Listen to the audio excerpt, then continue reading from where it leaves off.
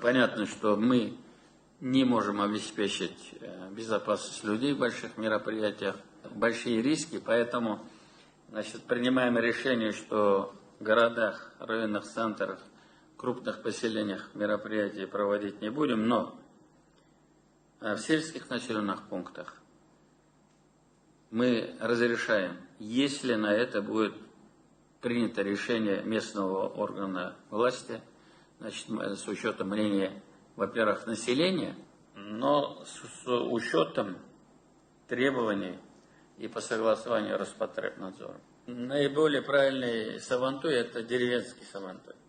Он истинный, со всеми там родственниками, со всеми там близкими, без каких-то там крутых спортсменов, там любой может и побороться, и это, с тальянкой, с плясками, небольшие вот такие мероприятия, они очень важны.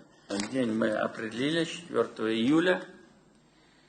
Если будет на то воля вот этого населенного пункта, мы такие мероприятия разрешаем проводить, с учетом всех норм требований